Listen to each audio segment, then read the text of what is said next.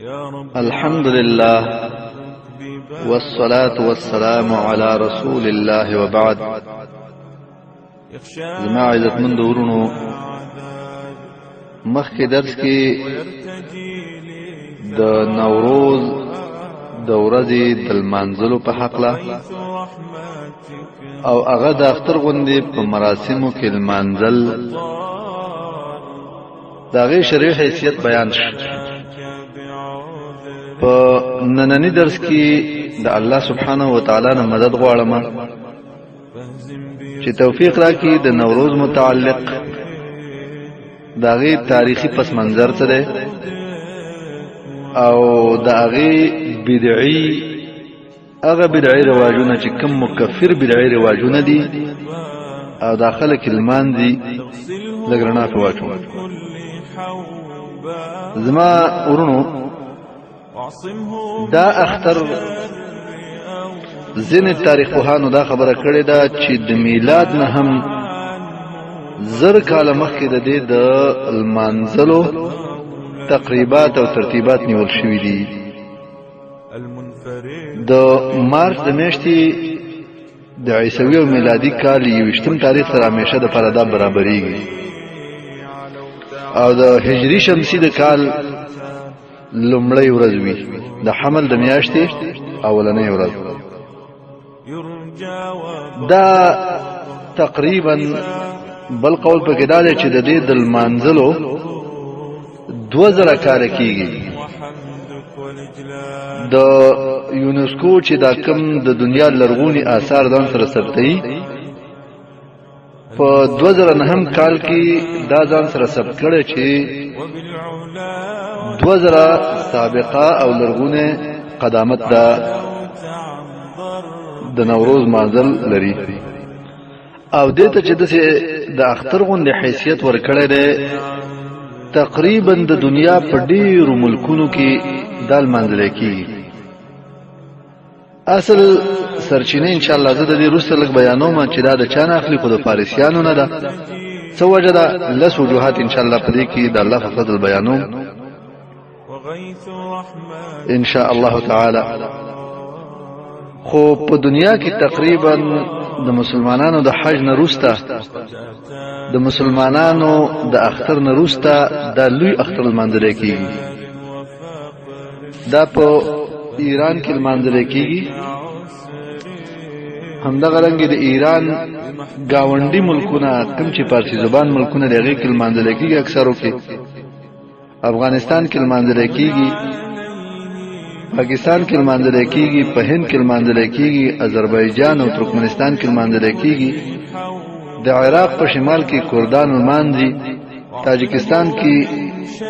دا لمانځل کېږي. او د دې فکری جذور او جرلی چې دي دا د مجوسیانو د تاریخ نه غسل شوي دي. او همدغه رنګې بعضې مسلمانان فاتحین په بې علمۍ سره او ناخبرۍ سره په دې دستور کې ورشریک شوي دي. همدغه رنګ دا ورځ د اسماعیلیانو په نظم مقدسه ورځ ګڼل کېږي، د علویینو ترمنځ، او همدغه رنګې د البابیه او البهائیه یوه ډله ده په دې دنیا کې خوره ده. د هغوی په نظم دا یو مقدسه او د اختر ورځ ګڼل کېږي. تقریبا د دنیا په مختلفو برخو کې 300 میلیونه انسانان دا ورځ لمانځي. والعیاذ بالله دې کې څومره مشکلات دي او په دې ورځ باندې څومره خلک څوک په دیده د نسته طریقې سره او څوک په جهل او عناد سره ګمراه کېږي. په دې کې قسم قسم رواجونه نیول کېږي چې ان شاء الله د هغې تفصیل زه لږ وروسته کوم. د دې ورځ لمانځل اصلا د مجوسیت او د زردشتیت د دین نه سرچینه اخلي.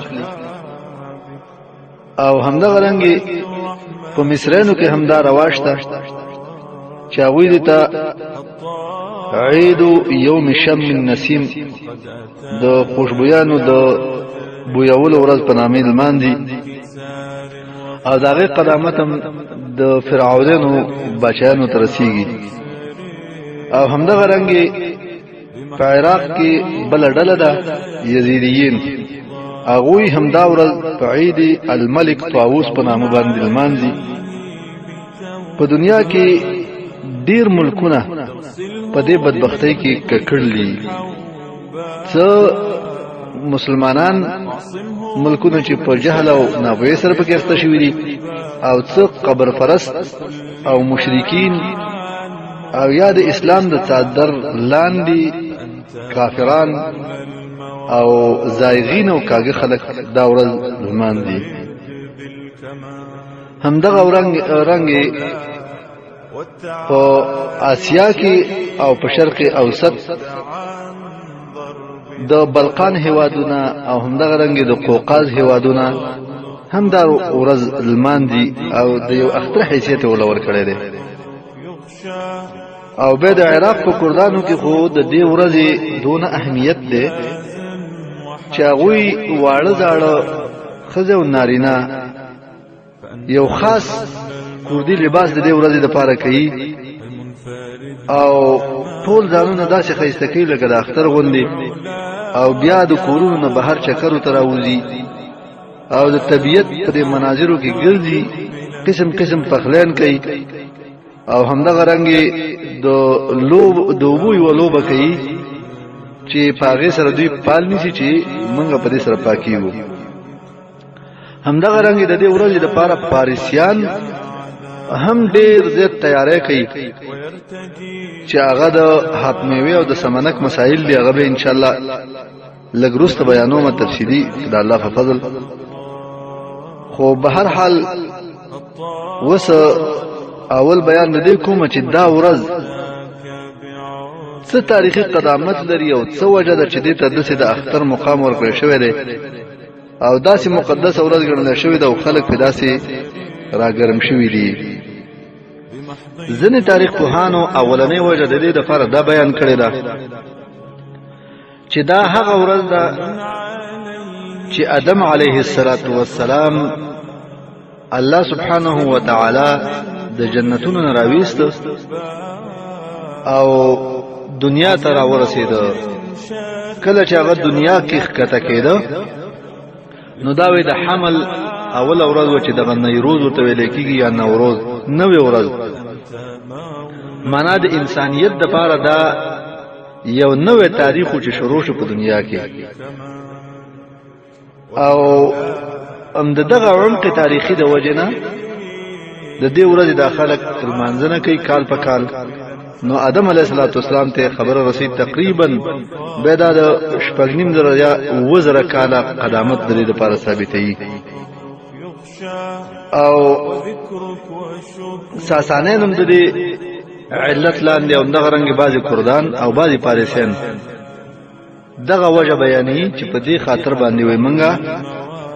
دا ورځ لمانځو. نو د دې نظر والا خلک دا وایي چې چون کې د آدم علیه السلام ژوند چې کله پیدا شو په جنت کې یو ډول او دنیا ته چې راغی چې دا د دارالتکلیفو د عباداتو د مصروفیاتو ټیمو د ژوند نهج په دې کې بدل شو چې ټول انسانیت ته پاتې شو. نو اصلا وایي زمونږ د ژوند یا د ټول انسانیت د ژوند ابتدا د دې ورځې نه شوې ده. نو په دې ورځ باندې وایي موږ دې د تاریخي قدامت ورکوو او موږ دا ورځ لمانځو. دویم قول د تاریخ پوهانو په دې حقله کې دا صرف تاریخي خبرې دي، دې اقوال والا دپاره کوم مستند دلیل نشته چې په هغې باندې سړی فیصله وکړي چې دا یقیني وجه ده. لس ولې تقریبا بیان شوي دي په تاریخي کتابونو کې، دا ټول اسې اټکل دي او تخمینونه دي. نو هغه دا بیانېږي دویمه وجه چې د پاریسیانو یو باچاو د هغې نوم جمشید نومېده او ډېره لویه امپراتوري په دنیا باندې لرله. اوږده باچایي وه په دې دنیا باندې، حتی په انسانانو پیریانو ټولو باندې د ده باچایي وه. نو وی د ده حکم هغه چې د ټولو انسانانو ته را نقلې ده نو دا به په یو د سرو زرو نه جوړ شوي تخت باندې کېناسته او کله چې به لمر د حمل په برج باندې راخته چې د حمل اوله ورځ کېږي نو د حکم په دنیا اولو ته رسېده کال په کال به د احکام صادرول نو دغه ورځ ته د دې وجه نه دا تقدس حاصل لې دریم روایت په دې کې دا دی چې دا هم د فارسیانو په دې کتابونو کې راغلی دی هغوی دا وی چې دقه مخکې چې مې بیان وکړو نو مې یاد شو د جمشید باچا چې دا اصل کې په جم باندې مشهور وای دا وی په دې دنیا کې ګرځیدا تر دې چې وی آذربایجان ته ورسېده کله چې هلته ورغه په دې ټولې دنیا کې ګرځیدا نو ځان د فار حکم وکړي چې یو تخلاله ولګوي شاهي تخت پاغي باندې ځکینما نو کله چې دغه تخت د خاص مراسمو پرنا کې جوړ شو او ډېر د تدابیر لپاره نیولې شو نو دا بچا چې کله د کې ناسود لپاره ورغه په دغه باندې کې ناستا نو په دغه ټیم کې ویل مرد د پتخ او د په تاج باندې ولګید چې ډیره سخت فلقه او برېښنا یې وکړه نو خلک د په دې کې ناسو باندې خوشاله شو ډیر زیات او ویل چې انه یوم جدید دا یو نوې ورځ و په موږ باندې د انسانیت په تاریخ کې راځي او دا وی د حمل اوله ورځ و چې نوروز ورته ویل کېږي نو بس دغه ورځ کال په کال دوی خپل ځان لپاره وی اختر وګڼه نو د دې وجنه هغه د دې ورځې تاریخ مناوي د فارسیان چې زمونږ دغه پخوانی مشر ملک جمشید هغه دا یو خاص تاریخي ورځ خو درې ده او موږ د هغه د یاد د تازه کولو په خاطر باندې وی لمانځو څلورم وجه د دې لپاره د څه بیانېږي د عمر خیام حکیم نه منقول لی هغه وی چې دی ورځ ته د نوروز ځکه ویل کېږي چې وی دا لمر چې د کال 315 په ورځو کې وی روانوي حرکت کی کله چې 315 په ورځې او د شپږ په می د ورځې څلورمه برخه پوره شي لمر وی هغه اولی دقیقه اوړي په هغه برج باندې د لمر راخیږي چې کوم د حمل برج ورته ویل کېږي خپل سابق دي ته دي نو کله چې دغه پاریسی باچا جمشید دغه حساب درک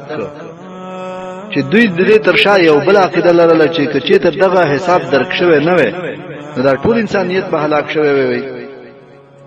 نو دا ورځ دوی د خپل ځان لپاره اختر وګڼل او دې ورځ ته وای نوروز نوم کې خدا او د دې ورځې د مناوولو لپاره قسم قسم برنامه‌جات او دا پروګرامونه وضع کړل پنځمه وجه د دې لپاره دا بیانېږي ځنې څېړونکو دا خبره کړې ده چې دغه مخکنه ذکر شوی باچا د فارسیانو چې کوم دی ملک جمشید وای کله چې د شر او د فساد او د خباثتونو مقابل کې یو مبارزه شروع کړه د ظالمانو پر ټکولو او نابودولو کې یو لوی مبارزه شروع کړه دا غینه چې وکړه فارغ شو او په دې ټوله منطقه کې خیر او سوکالي خورا کړله نو دوی په دغه ورځ باندې په خپل عرش یا تخ باندې داسې چار پنځه شانتي کې ناستو او دغه د دې دغه چې دا تخت هغه په قسم قسم جواهرات او سرو سپینو قیمتي کانو باندې پوښل شو نو خلک وړ خوشاله شو لکه چې د دوی باچا جمشید هغه د راحت ساوا خصله او هغه لپاره د خوشحالي ورځ و چې ډیره غټه کامیابی حاصله کړه ظلم او طغیان او زیاته په خلکو ختم کو نو هغه خوشاله شو او خلک هم ډیر خوشاله شو نو بس دی ورځ ته وی د نوروز نوم ورک او دا غي نورسته د نوروز په نامه دا ورځ لمانځل کیږي. دا خبره شکورزاده ابراهیم په خپل کتاب عید النیروز و صبغته الاسلامیه په نامه کتاب کې کړی دا. او شپږمه وجه دغه شاعر فردوسی چې مشهور شاعر د ایرانیانو هغه په خپل کتاب ملحمه الکبرى شاهنامه کې لیکي چې د دې نوروز د ورځې د لمانځلو اصلي مؤسس شوی هغه دغه جمشید باچا دی. وای کله چې د خپل تخت باندې کې ناسته او په خزانه کې چې څومره مالونه او پیسې وي دای په خلکو باندې ویشلې هر چاته وی ورکړلې. نو خلکو دې ورځې لپاره نوم کې خود چې هاذا یوم جدید، دا خو زمونږ په جون کې یو نوې ورځ ده. نو بس دغه نوم دې ورځې ته ورکړل شي د نوروز، او دا وې د حمل د میاشتې اولنۍ ورځ و. نو خلکو وې د دې ورځې په لمانځلو باندې اهتمام وکړو او دغه وجه نه دا لمانځل کېږي. که ستاسو خیال وي دا څومره سببونه چې بیانېږي دا ټول یو فارسی او غیر اسلامی او همدغه رنګ دی یو داسې باچا تاریخ فلسفه او پس منظر دی چې دا غیر اسلام سره څه تعلق نشته. دا په دې خاطر بیانوم چې مسلمانانو ته دا پته ولګيږي چې د دې دا دومره اهمیت ولري اسلام سره دا هیڅ اړخ نه لګوي. دا اسی پردي تقالید دي د زردشتینو د مجوسینو او یا د قبطینو یا د نورو کردانو قومونو چې محض یو منطقي فکره په هغوی باندې غالب شوی ده او په خلکو کې راج کړی دی. اسلام سره د دې هیڅ تعلق نشته. بعضې خلک د اجر په خاطر مناوي او تجدیلوي. نو دا ټول مقاصد په دې خاطر پیژندل پکار دي چې مسلمانانو ته پته ولګي چې ګوره دا کوم تاریخي قدامت او حیثیت او پس منظر نه لري. وګوره وجه یو تاریخ څېړونکی چې د ایران تاریخ څېړلی دی مسعود لقمان په نامه هغه فرمایي چې د دې ورځې دا د لمانځلو پس منظر او قدامت وي هم دقه جمشید باچا ته رسیږي. هغه بل سبب بیانې، هغه سبب دا بیانې چې دا جمشید باچا چې کله حاکم شو نو په منطقه کې ډیر امن راوستو، ظلم ختم کو، زیاته ختم کو، خیر او برکت په منطقه کې خور شو، ارزانی رااله، برکتونه ډیر شو، رزقونه ډیر شو، غریبین ختم شوي. نو خلکو وای د خوشحالۍ مراسم جوړ کړو، پروګرامونه به جوړول د دې باچا په دوره کې، تر دې چې وای دغه باچا د پاره د دغه ورځې د لمانځلو لپاره دوی یو ورځ وټاکله چې د نوروز ورځ ده. نو بس دغه کال په کال باندې د دغه لپاره چې د دغه سړی تقدیس وشي او د دغه تقدم تقدیس وشي دا ورځ به لمانځله. او به د دې لپاره غټ غټ مینارونه جوړ کړل، د مینار د جمشید مینار. اوس هم دغه په شیراز د ایران یو غټ ښار دی، په هغې کې شته. د دغه ورځې د لمانځلو په خاطر یې دا کارونه وکړل او دغه یو تاریخي حیثیت دی. او اتمه وجه څوک دا بیانوي چې یو باچاو ډیر سخت ظالم سړی و چې د هغه نوم اوزدهاک و. دا اوزدهاک دا یو کردي کلمه ده، غټ مار ته ویل کېږي، یعنی یو اژدها، یا څوک ازدهاک وي یا څوک ازدهاک وي، خو معنا یو لوی مار، خامار یا اژدها چې موږ ورته دا دغه باچا ته د خلکو لقب ورکړو چې په شاهنامه کې دا ذکر راغلی دی چې دا خپل نوم یې ضحاک و. په دغه باچا باندې الله سبحانه و تعالی یو داسې مرض ولګو چې په دې دواړو وګو باندې وای دا هغه داسې ډېر بدرنګ غوخي غوټي را جوړې شو د زناورو د سر په شانتي دغه د غوخو سټکوري چې ډېر بد ښکاره کېده د دغه وخت سره حکیمان او اطباء راوغتل هغه قسمه قسم ډېر زیات علاجونه د لپاره وکړه خو د دې څه فائدہ نه ورکوله اخر دوی و تجربه وکړه چې په هغه تجربه کې یو څه اندازه کامیاب شو هغه دا و چې دغه هر یو د غوخي ستړ چې د په دیوګه باندې راختلې نه هغه باندې باید د انسان مغزو ومغل شي چې په دغه ورځ دغه انسان نه مغزو راويستل شي په دی یو غوخي باندې چې پوګه باندې راوته ده ومغل شي او به د دویم انسان مغزو هغه په دې دویم طرف باندې ومغل شي نو دا به دې سره وي کنټرولېږي او دا مرض به لګ راکميږي نو بچاو زورور او ظالم او بی ایمان انسانو نو هغه خو بل علاج نه مند کو بس دغه علاج دي انسانانو مغزو نو هر ورځ به دو ځوانان نیول یو به ذبح کو داغه مغزو به راوي ساغه په یو طرف باندې ومغل بل به ذبح کو داغه مغزو به راوي په بل طرف باندې ومغل بس دغه د کار واره ورځ دوه کسان لاله ولو د خپل علاج د لپاره قربانول نو په خلکو کې ډېر سخت رعب او يره خورشوله چې یاره دا به اخر په چا نن به په چا نمبر یو سبب په چا نمبر یو چاپی به والد خلک بنیول نو خلک ویریدل او د منطقه پر خو د و تختیدل غرون ته لاړو دشت او ډاګونو ته لاړو درو کې اوسېدل دغه حالت خلک ډیر تنګو دغه نظام نه په او بعضی کاهنانو مرتدا خبره کړې و چې خلکو سره دا کار کوستا به مریضه جوړه وکړه کارونه کې نو ته مری او دا مریضه به دې اضافه کیږي خلک د دې بچانه ډیر تنگ شو اخر په دغه ولس کې یو ځوانو داغینم کاوا الحداد هغه دان سره څنور ځوانانو ملګری کړل او یو مسلحانه قیام وکړ یو انقلاب راوست په دغه ظالم باچا باندې او دغه باچا هغه ختم کړ او دغه حکومت مړان کړ نو د خلکو نه دا د ظلم پدیده چې ودا ختم شو نو د خوشحالۍ نه دغه لخکریانو په غرونو باندې او پوچتو ځایونو باندې ورونه بل کړل دغه ورځ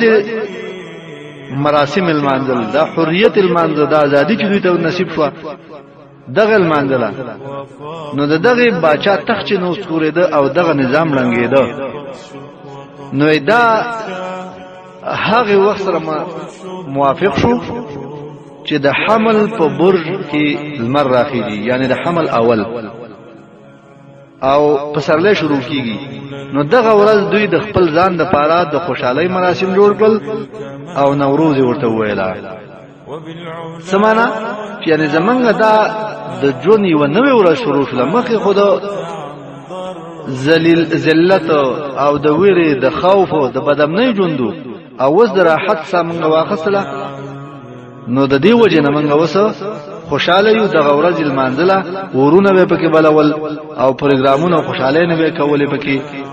نو د دې ورځې تاریخي پس منظر دغه حال ته رسیږي نه هم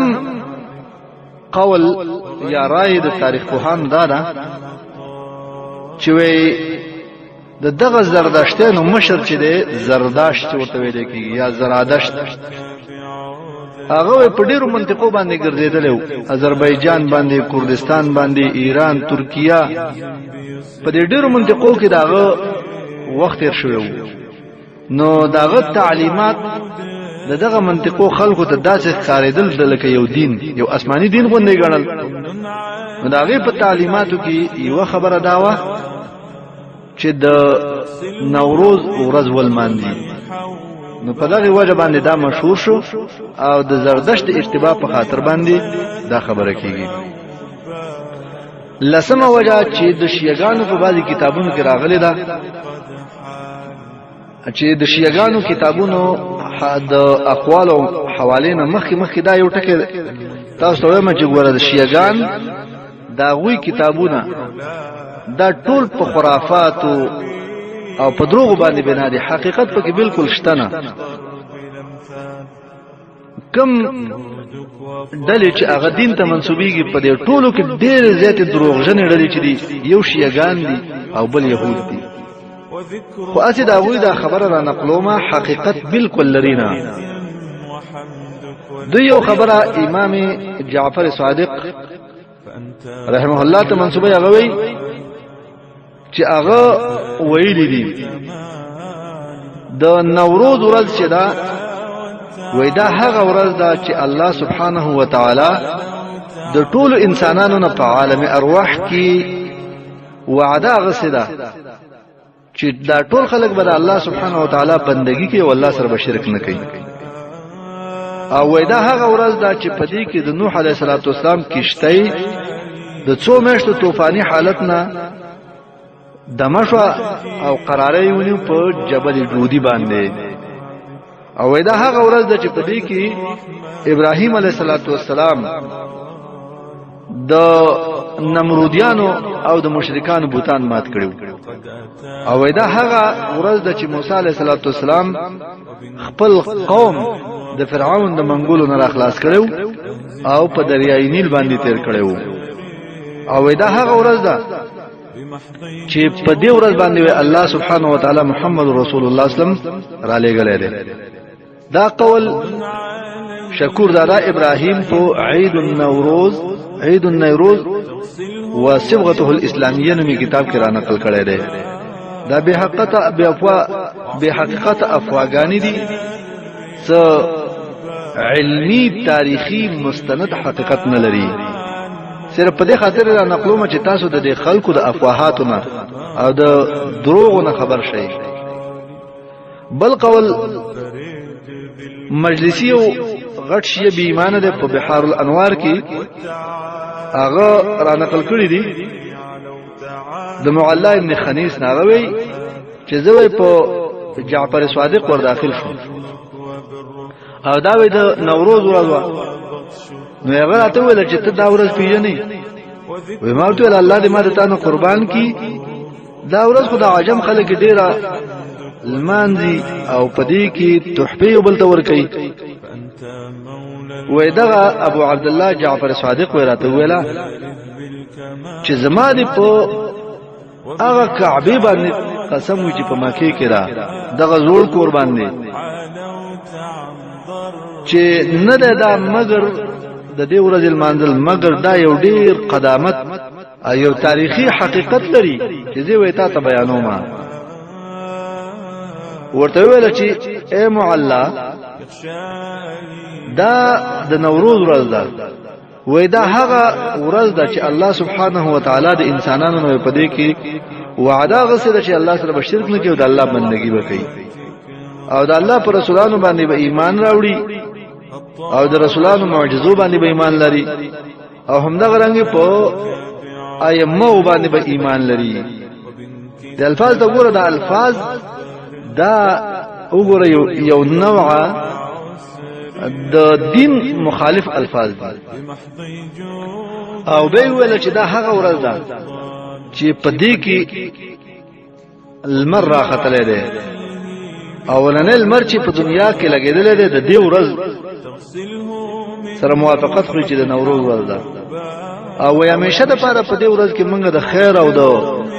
الله طرف نه د نصرت امیدوار یو وای دا په حقیقت کې زمونږ د مسلمانانو او زمونږ وای د شیعاګانو ورځ ده عجم وای د دې حفاظت وکاو موږ نه وای ځای شو او وای دا د پاریسیانو د تاریخ اولنې ورځ ده نو دا وای باید موږ ول مانځو دا د شیعاګانو په دغه کتابونو کې د دې خبرې ذکر شوی دی او همدغه رنګ بعضی عباسی خلفاو با هم دا ورځ دسی یو مقصود په خاطر المنزله چې دا هم موږ استاد لپاره کوم دلیل نه لري فتوحات چې د اسلام ځاپه شلو قسم قسم عجم او عرب خلق په اسلام کې داخل شو. نو دغه عباسیانو بعض مشران وی په دې ورځ خپل تخت کې ناستل او د کسرا غوندي ځان به جوړاو او همدغه رنګي خلق ورته راتلو د دې ملاقاتونو ته یو بل ته مبارکې نه ویلي، یو بل ته تحفه ورکولې او یو بل ته د دې ورځې خوشحالي وړاندې کوله. هغه به مې دا کار کوي. دا خبره امین المقدسی په خپل کتاب کې عوامل دا خبره دغه عالم په خپل کتاب کې کړی دا عوامل صمود النيروز فی العصر الاسلامی. نو دا ټول اقوال نورم څه اقوال شته، خو په دې خاطر باندې چې موږ دا قصه له وګړه نشي زه پرېدم، خو د ټولو اقوالو سرچینه چې ته وګوري نو دا د فارسیانو، د زردشتیانو او د مجوسیانو د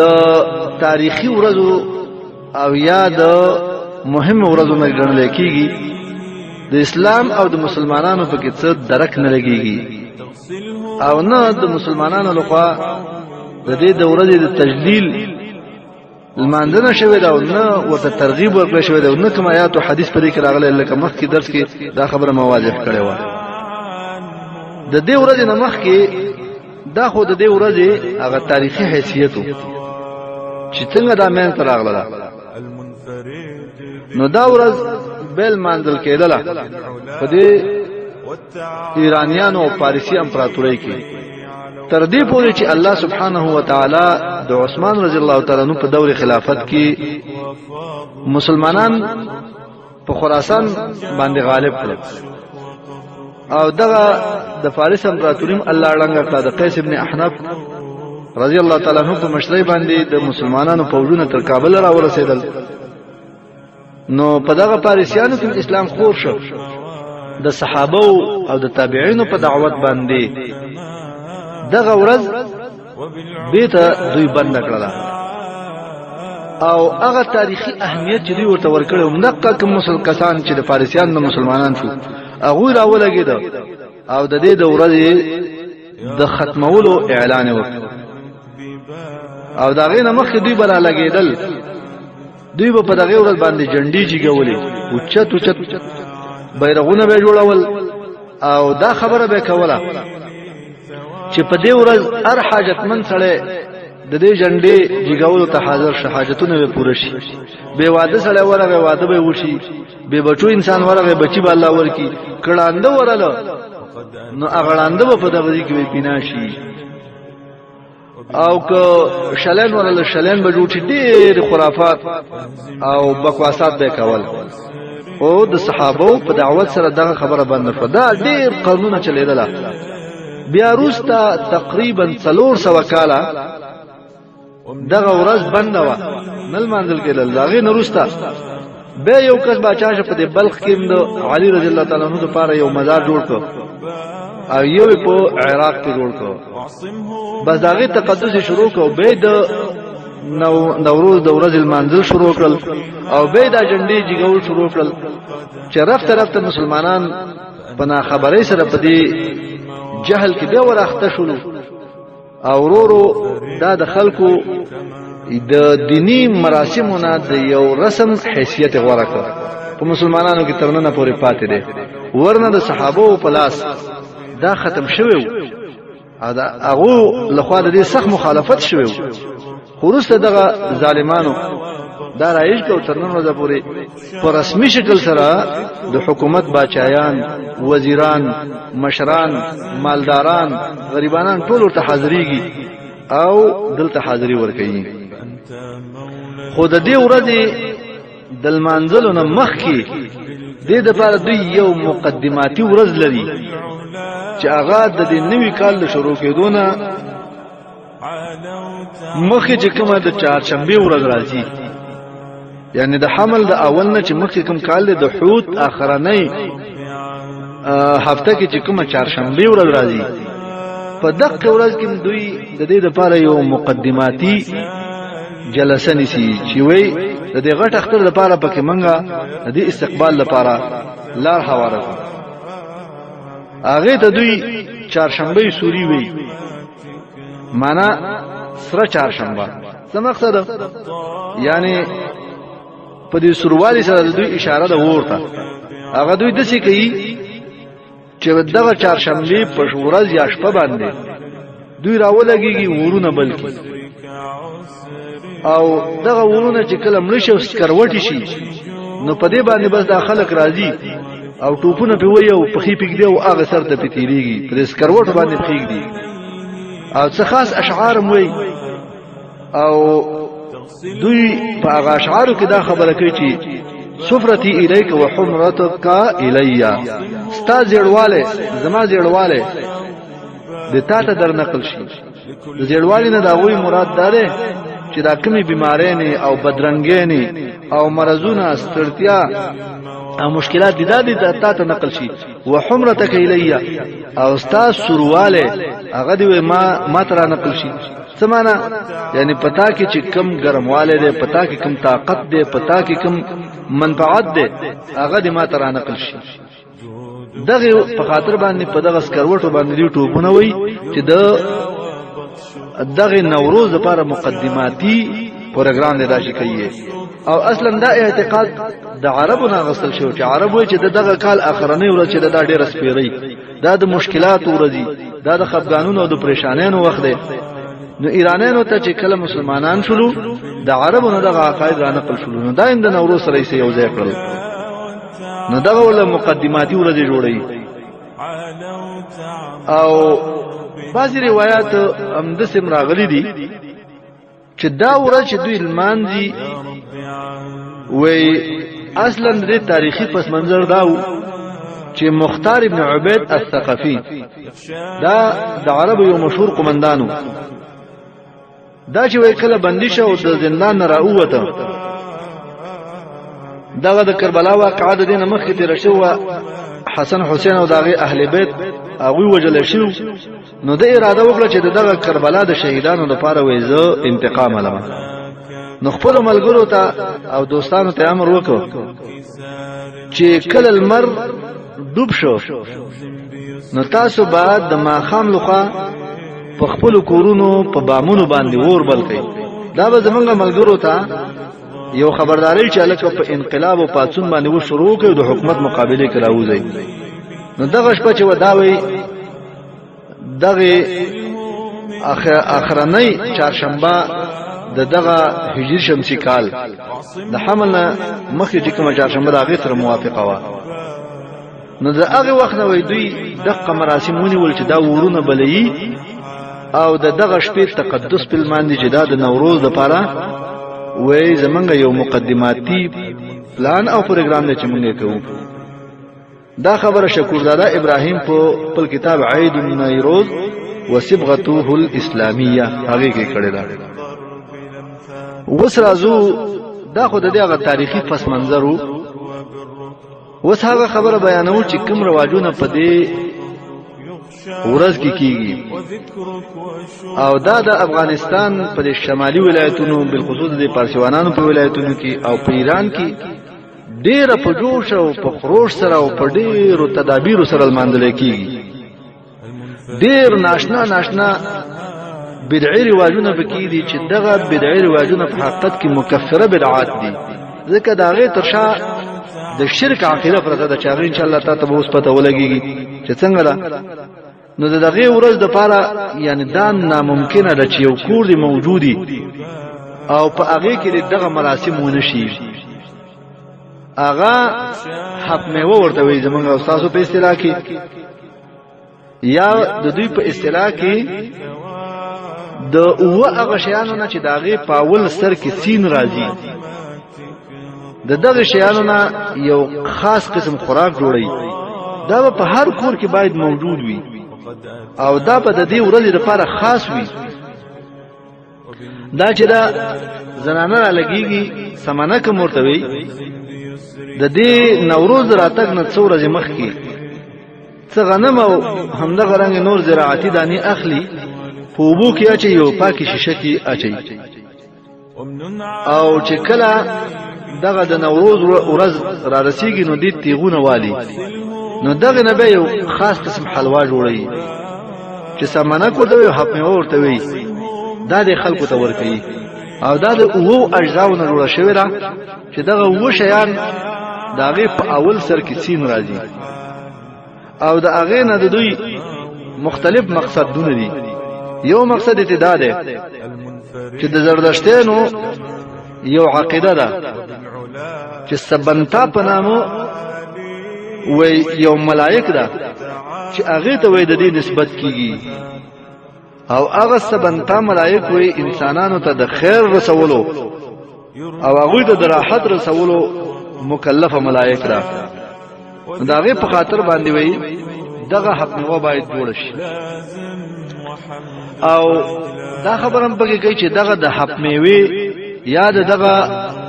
اوتو کی چې سر پسین باندې شروع کیږي دغه کاسه یا دسترخوان به د دې لپاره خاص جوړیږي دسترخوان به سپین رنگ لري په اوچته برخه کې به قران عظیم الشان د تبرک په خاطر خود لیکيږي یو به کې آینه خود لیکيږي او یو د او بو لوخه به کې خود لیکيږي چې د دې ټولو مقصد دا دی چې د الله کلام په دې تبرک حاصلې او دغه وب چې دا رڼایي د ژوند معنا ور کوي خدای رواجونه د خلکو ترمنځ مختلفي د مالدارو او چته طبقه په نس چې دا غوي سره پیسې ډیر په یو شکل ماندل کېږي غریبانان چې غوي په بل شکل ماندي د خپل وس په اندازه خو چې څوک څومره مالداري هغه د دې دسترخوان رنگ روغن زیتی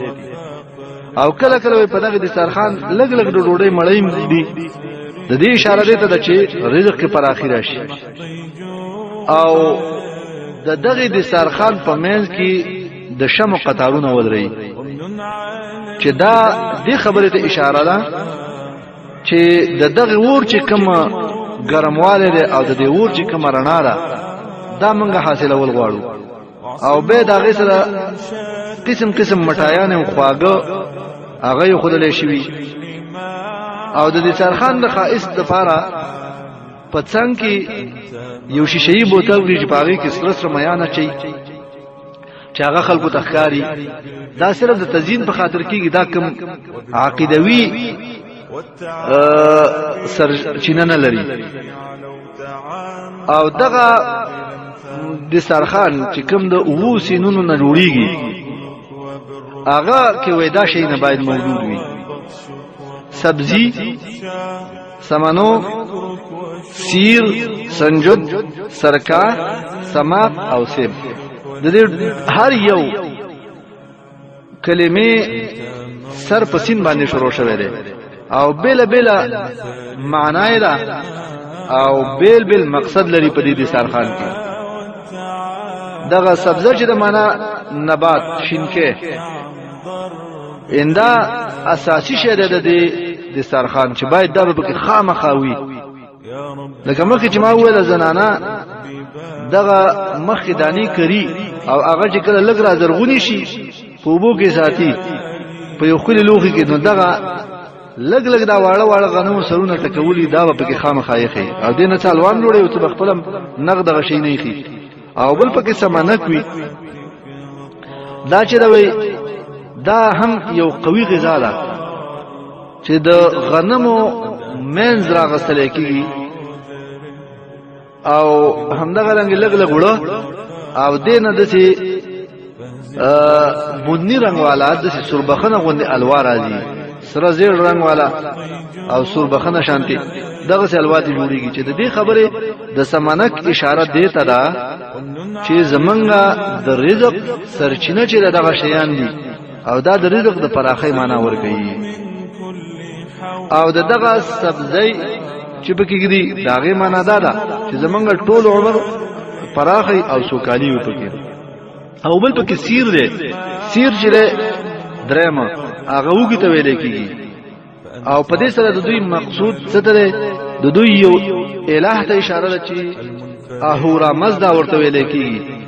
دا هغه الہ ده د دوی په مجوسیانو او د پاریسیانو په نيزه چې دا د خیر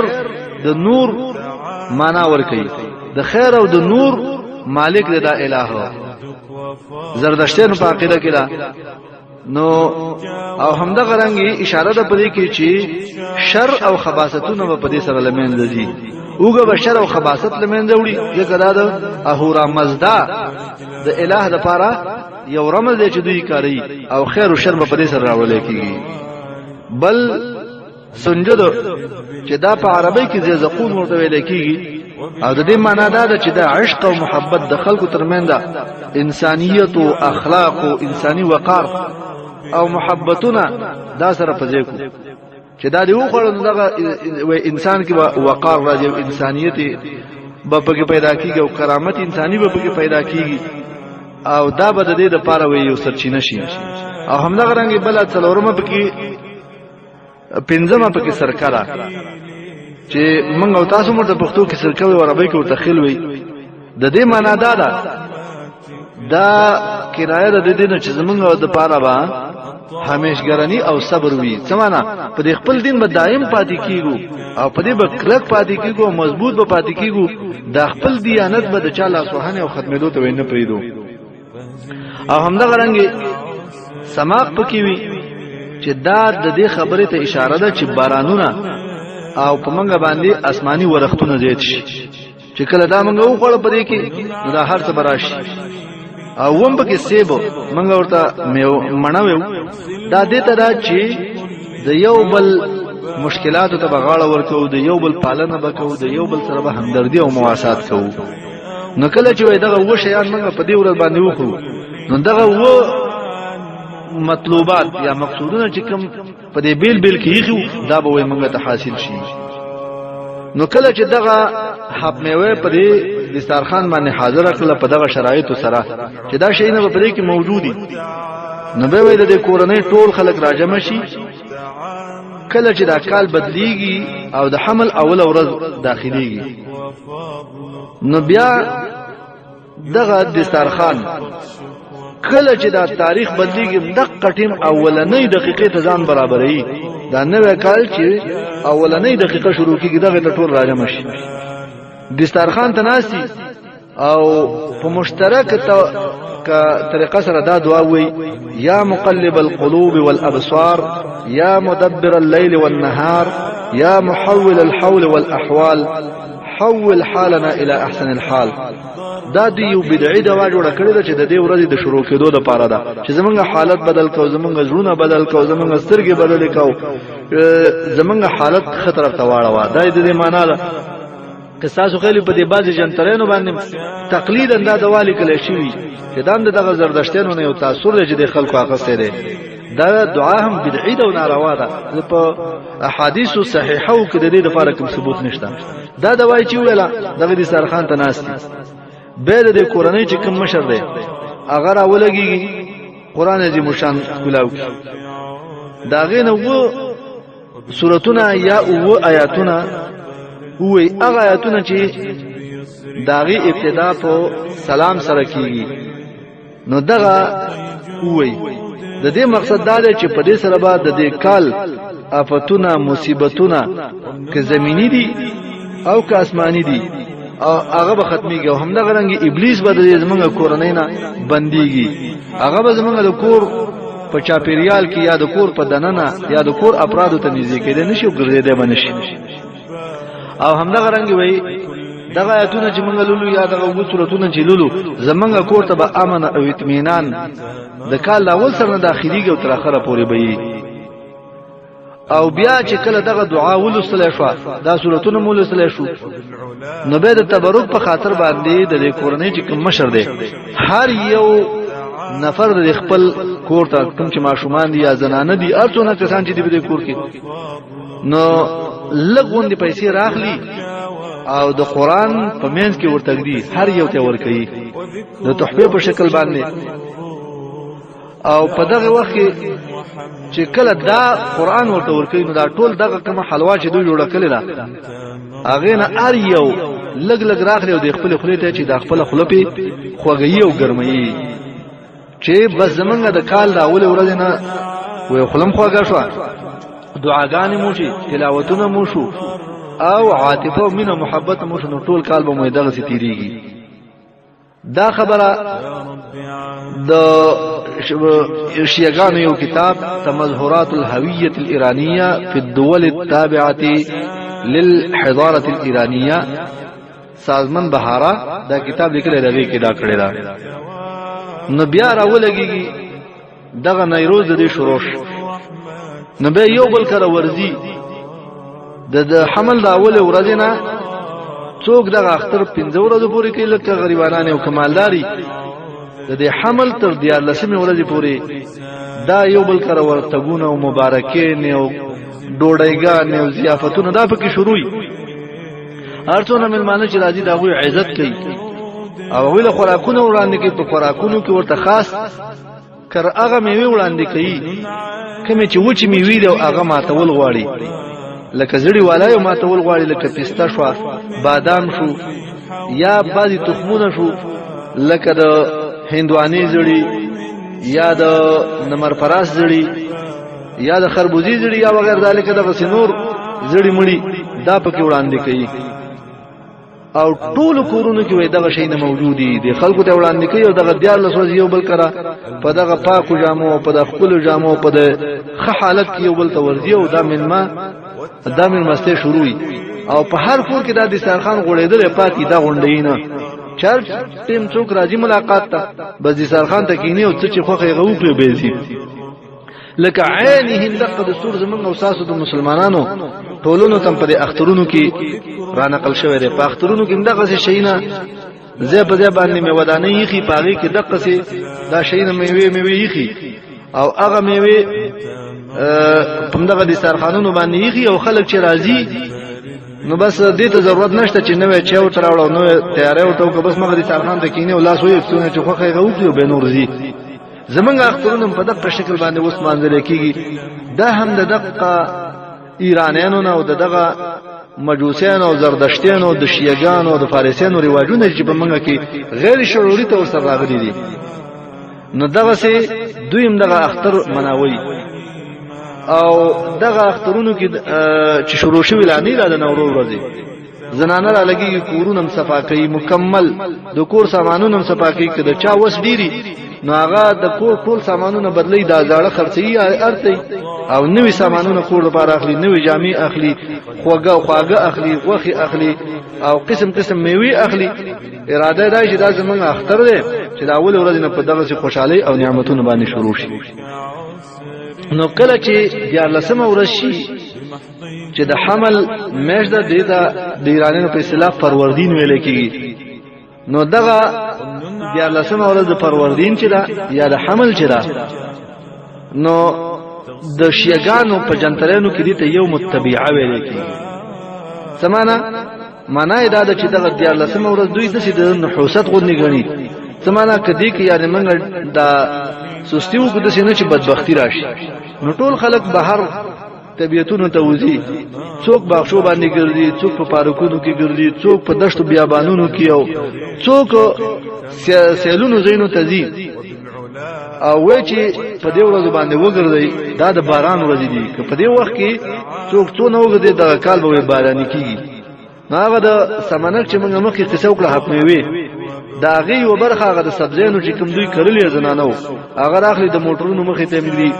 او د کورونو مخې ته مګري په سرکونو مګري په یو ځبل ځیم باندې مګري او خلکو ته دا خبره کوي چې تاسو وي ډیر وګرځي او بل خصوص به ګرځي چې دا کم شي نه چې دوی دا سبزیانې معمولی کړلې وي دا د لختو په غاړه هغه سره مخخې کوي چې بس اوس خو مې سره مخخې شو له ټول کال به موږ ته ګوره حاصلات راکوي او د طبيعت ورځ دا وي نو په دغه وخت کې دوی د خپل ورځ مبارکه کی نو په 14مه ورځ نه وروسته دوی وی چې بس زمونږ اختر ختم شو بس ټول کال په خیر او خوشحالي کې تیریږي او دوی دا قدم لري چې منګه دا اختر ذکر مانځو چې منګه وې مقابله وکړو د سپیروالي سره د نحوست سره د غریبه او ناچارۍ سره دا زمونږ یو مقابله ده چې دا د کال په اول کې دا مقابله وکړه ټول کال وې مزي کو پر راحتونو کې وي او همدغه رنګي قسم صفایان او خوشاله دغه کوي او دوی وی چې منګه په دې اختر سره زمونږ پیغام وایته ده هغه پیدا ده چې وای منګه دغه د مخلوقات احترام کو انساني اخلاق خلقو ته خو او همدغه رنګي د کورنۍ ساتنه او همدغه رنګي د نظافت ساتنه د صحت عامه احترام کول او همدغه رنګي د مجتمع او د ټولنې د افراد او د حقوق رعایت همدغه رنګي اجتماعي جون او ورسره د انسانيت سره همدردي کول او همدغه رنګي د تقدم او د پیشرفتۍ په طرف تک دې زمونږ دا پیغام دی وې د اختر دا خبره قاسم حاکم په خپل کتاب الثقافه الايرانيه فی عصر العلماء هغه کې دا خبره کړې ده نو په دغه منظور او په دغه نیت باندې منګه دا ورځ المانځو او بعض خلک چې دا نوروز مانځي هغه خدا قدم لري چې د دوی د خپلوانو دا کوم چې مړ شوی دي دا وی ارواح هغه وی راجمع کیږي او راضي دي خپل کورونو ته د چا پلار مړ دی مور مړ دا ورور یا د کورنۍ بلکم غړې مړ دی نو د هغه روح په دې ورځ باندې د نوروز په ورځ باندې به د خپل کور ته واپس کیږي وي د خپلوانو سره مخ کیږي او دوی سره خوشحالي کوي نو د دې وجه نه وي منګ ډیر اهتمام کوو چې ډیر زیات قیمتي شیان او خولي شیان دا د سرخان ته تیار کو د نوروزیه چې ورته ویل کیږي او به وي استادان او شاګردان یو بل ته ډالۍ کوي دوستان یو بل ته دغه شینه ډالۍ کوي او دا شینه چې منګ کو په دې اهتمام چې زمونږ دغه ملمانو چې دا کوم مړي دي دا وی ارواح د بل عالم اخرت ناراضي دنیا ته نو موږ دا خو خو چې دا وی ډیر اکرام وکړو دا وی ډیر عزت وکړو په دې کې نو ځکه وای دا حق میوي او دا رنگ خوراکونه او دا نمایشونه ورته خو چې هغه خوشاله شي او اکثر دوی کوشش کوي چې په دې اخترونو کې ډیر زیات مصارف وکړي ډیر زیات خوشاله نه ښکارا کړي او بل یو دا عادت هم لري دوی وی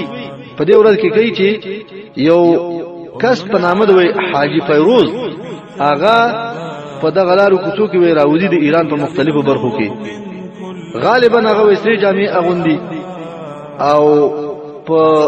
تور رنگ باندې خپل مخ رنگ کی او به په دې لارو کوڅو کې ګرځي او قومي ترانه هغه وی دا په ترکیه کې هم دا رواجونه شته او خلکو ته دغه نوروز مبارکانه ورکړي ځکه وینه کال شروع نو دغه معتقدات دی په خلکو کې چې د نوروز متعلق لري نو وی چې بس منګه دا کار په دې خاطر باندې کوو چې د دې ورځې قداست ډیر دی او زمونږ مړی پکې راځي او موږ ټول انسانيت پکې یو بل ته احترام متبادله لرو متقابله لرو نو دغه وجه نه موږ وای کوشش کوو چې په دې ورځ کې ډیر مصارف وکړو خو زموږ محترم ملګرو مخکې د دې شریح حیثیت هغه په بل درس کې بیان شوی الحمدلله چې دا ناروا ده او دا څومره تحقیق چې تاسو واوریدل دا په دې خاطر ما وکړو چې د ملګرو ته پته ولګي چې د دې ورځې قداست دا د چا لخوا راغلی دی د چا لخوا په موږ باندې راتپل شوی دی د دې پس منظر څنګه دی او دغه میوه خوراک او دغه جنډې د جګولو ترشا چې کوم دغه بدعي هغه بدعي چې کوم مکفر بدعات دي هغه عقاید موجود دي نو زمونږ استاد دین او ایمان هیڅ کله موږ ته د اجازه نه راکړي چې د اغیارو د تقدس ورځي د اغیارو د احترام ورځي هغه موږ ول مانځو کداغه سی وې د چا ورځ موږ مانځل نو موږ باید د ابوبکر او عمر او د امت د مجتهدین ورځ موږ مانځل خو نه زمونږ شریعت موږ ته نور ورځ نه پریخي د لوی اختر ورځ د وړو کې اختر ورځ دای زمونږ اساسو د مانځلو لپاره او زمونږ اساسو د خوشحالۍ لپاره چې الله به خوشحاليږي او د رسول الله طریقه هم ده راکړی ده نور ورځو ته پردي ثقافت او تزمنګ ضرورت نشته نو دا کوم مسلمانان چې جاهلان دي ناپوه دي د ورځې ته تقدس ور کوي په کار ده چې الله سبحانه و تعالی ته توبه وباسي او الله سبحانه و تعالی نه مغفرت وغواړي تر اوسه پورې په دغه ګنده شیانو کې برخه اخیسته ده نور دې عزم وکي چې په دې کې به موږ برخه ناخلو او د الله رب العالمین سره دا وعده وکي چې نور بد د پردو خلکو ثقافتونه موږ نه خپلو ورونو دا موږ ته د نور خلکو نه راي شوې دي موږ تاسو چې په خپل عنعنو باندې فکر وکړو سره ته د هندوانو نه را نقل او سره ته د فارسیانو نه څه د زردشتیانو نه هغه کوم چې سلیس او صفا اسلامی عقاید دي الله دې رحمو کې هغه زموږ او تاسو نه ير شوې دي الله عز وجل دې موږ او تاسو په د خپل دین په خوګو باندې ماړ کی او الله سبحانه و تعالی دې موږ او تاسو ته د خپل دین خون را نصیب کی الله عز وجل دې موږ او تاسو ته هر قسم د رواج پر خودلو توفیق راکړي او د کفر او د کفر د طریقو سره د الله رب العالمین موږ ته پرونو کې نفرت راوځي او ټول مسلمانان د الله سبحانه و تعالی دغه غلط مراسمونه دغه اغیار او د تقلیدات او د رواجونو نه د اغوی د فلسفونه الله دې ټول مسلمانانو ته نجات ورکړي الله عز وجل دې موږ او تاسو خاتمه په ایمان او یقین باندې کړي الله عز وجل دې موږ او تاسو د صحیح او کامل دین توفیق راکړي او الله عز وجل دې موږ او تاسو ته دین په لورو کې خوب کړي او الله جل جلاله دې موږ او تاسو ته خاتمه په ایمان باندې کړي والسلام علیکم ورحمۃ اللہ وبرکاتہ وغیث رحمتک